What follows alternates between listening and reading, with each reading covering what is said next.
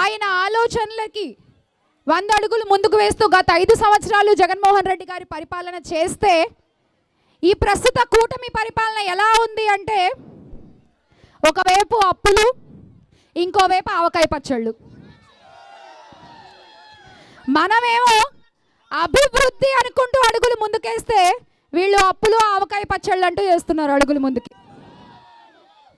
ఆ ఆవకాయ కూడా పప్పు అయింది మొన్న కదా.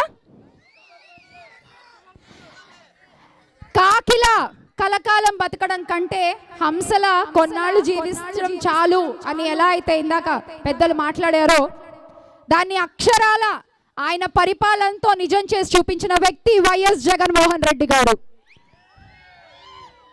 నాడు నేడు స్కూల్స్ కావచ్చు, మహిళలకి ఆయన ఇచ్చిన భరోసా కావచ్చు, విద్యార్థుల కోసం ఆయన అండగా నిలబడిన విధానం కావచ్చు, నిరుద్యోగుల్ని హక్కున చేర్చుకున్న వైనం కావచ్చు, రైతుల కోసం ఆయన పడిన తపన కావచ్చు, కరెంటు దగ్గర నుంచి ఈ రోజున కరెంట్ ఎంత ఉందండి? యూనిట్ ఎంత ఉంది?